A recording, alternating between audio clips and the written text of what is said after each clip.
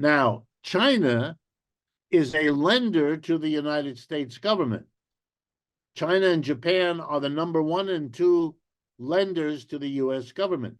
China has been demanding repayment in dollars. It has been reducing its holdings of US debt by hundreds of billions of dollars over the last few years. The whole world, economic growth is faster in the East than it is in the West. The G7 and the BRICS had the same total GDP in the year 2020. Now the BRICS have about 3 or 4% more than the G7.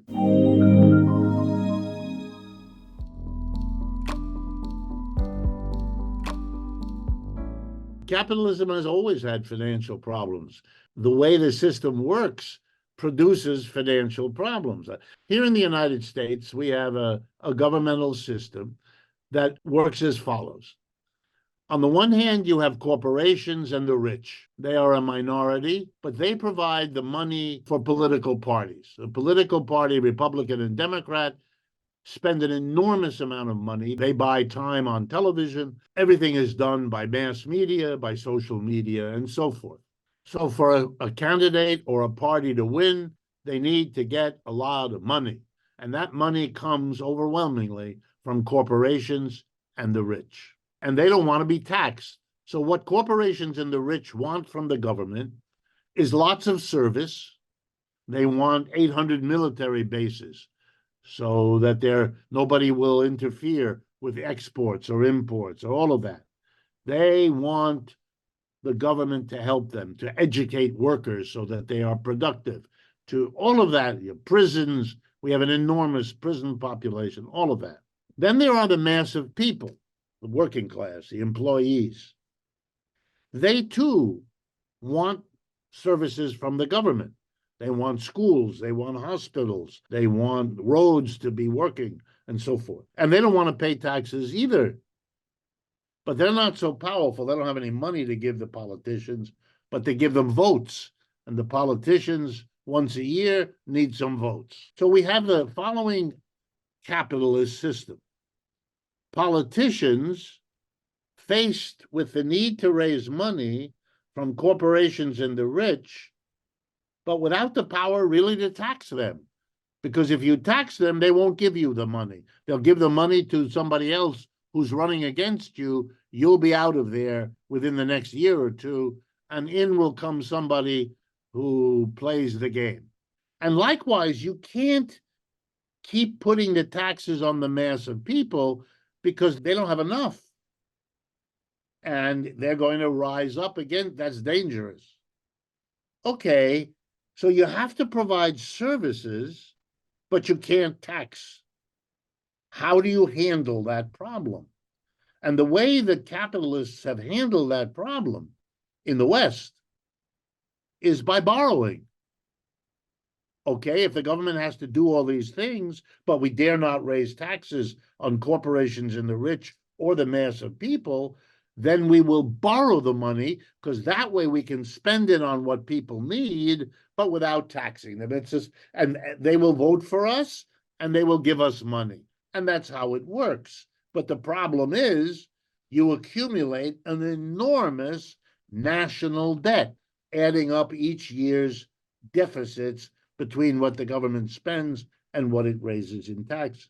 The important thing to understand about this, though, which many people don't, is that this is very good for corporations and the rich for as long as it lasts. Why? Because when the government borrows, who does it borrow from? It borrows from corporations and the rich. Nobody else has money to lend to the government. So here what we have, the government lets corporations and the rich not pay taxes, and then comes back to them and says, lend the government the money that you didn't. For corporations and the rich, this is, of course, wonderful. Instead of paying taxes, say goodbye to your money, they get to give the government a loan, which the government will pay back plus interest on the loan.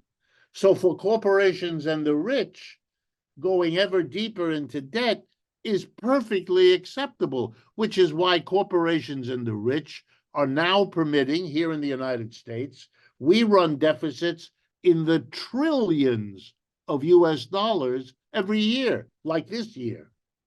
And corporations and the rich, they worry only because at a certain point, when you borrow more and more, you run the risk that some of the lenders, the very corporations and the rich, will decide it is too risky.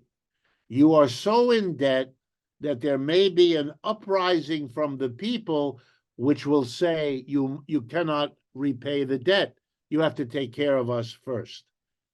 Now, China is a lender to the United States government. China and Japan are the number 1 and 2 lenders to the US government. China has been reducing, demanding repayment in dollars.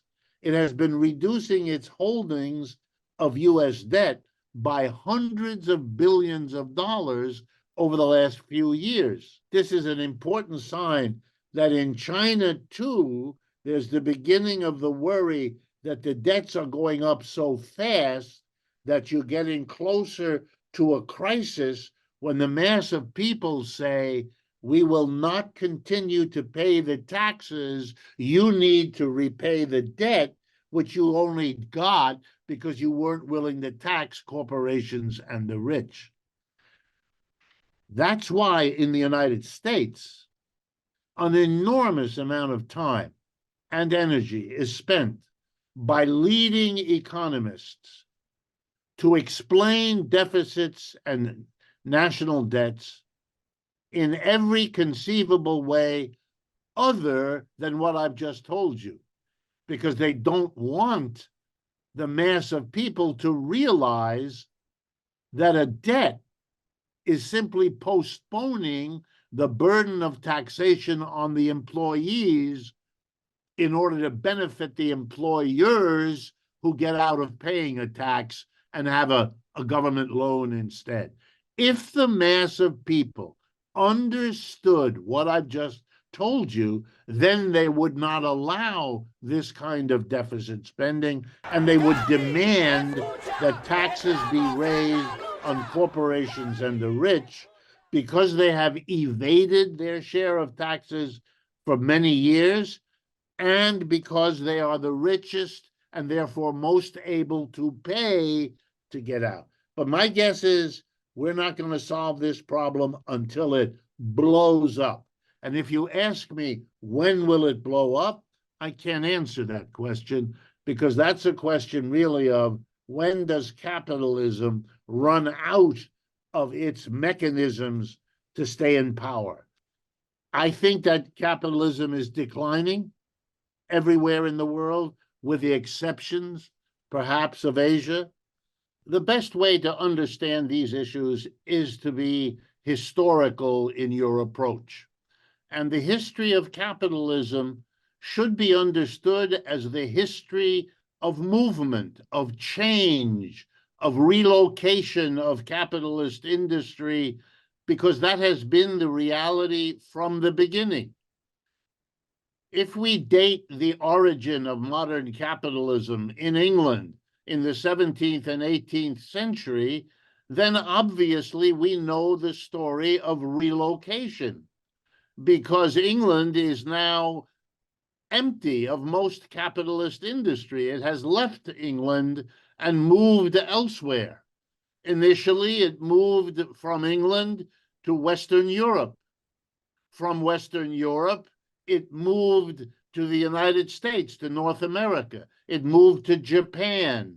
And eventually it moved everywhere in the sense of colonialism and imperialism. There were the last 4 or 5 centuries have been basically the story of capitalism spreading, relocating.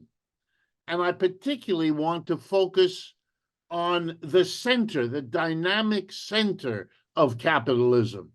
Because, for example, even though capitalism relocated its center out of Britain, it still left capitalism in Britain, but it wasn't the dynamic growth center of capitalism.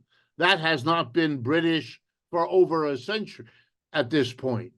We know where the center of capitalism went because we know that the British Empire declined in the 19th and 20th century, and the American Empire rose, particularly in the 20th century, and it became the dominant, explosive growth center. And by that I mean where GDP grows quickly, where huge numbers of people leave agriculture and move from rural to urban, move from farm work to industrial work.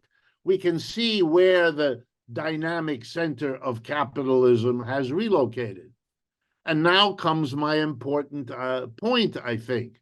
Over the last 30, 40 years, we have seen the latest relocation of the dynamic center of capitalist industry and growth. It has left Western Europe, it has left North America, and it has left Japan. And it has gone, above all, to the People's Republic of China, but also to places like India and Brazil and other parts, Vietnam and other parts of the world. But it has left the old part. And that is how capitalism has always worked. It has always relocated following where profits were the greatest. And so, for example, here in the United States, many companies, many of our largest corporations over the last 40 years grew their enterprises in China or in India or in Brazil or in Vietnam. Wages were lower, India, China, and Brazil, and the economic market was growing faster than in Europe, North America, and Japan. And we are seeing the consequences for those that are able to see it, who are able to admit it, who are not blinded by their own ideology. And I have to tell you that in much of Europe and in much of North America, the major response to the relocation of capitalism to the east, mostly to the south and the east, has been what psychologists call denial. They haven't admitted it. Politicians have felt that what they must say to the people is that we are strong and we are powerful and we are what we were. This has happened before in history.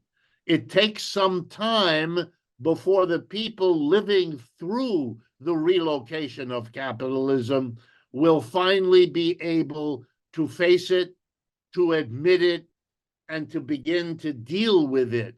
We're not there yet.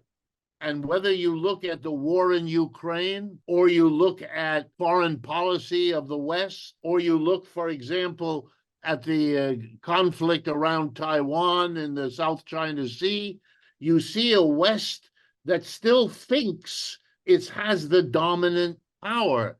It doesn't. And the statistic I use to drive this point home to people is that if you look at the GDP, the gross domestic product, which measures the total output of goods and services in 1 year, if you look at the total GDP of the United States and its major allies, the G7, United States, Canada, Japan, Britain, France, Germany, and Italy, it is significantly less right now than the GDP of China and its allies in the BRICS, BRICA, that other new alliance. So that tells the whole world economic growth is faster in the East than it is in the West. The G7 and the BRICS had the same total GDP in the year 2020. Now the BRICS have about 3 or 4% more than the G7. And that shows you that the gap between them is getting larger. This is reshaping global capitalism and all world affairs. We are living through that, but I think the important thing is to realize that this is what's going on, to understand that every country in the world, your country, my country, all are now rethinking their foreign policies, their place in the world, the future of their industries, because the economic situation of the world economy is changing so dramatically.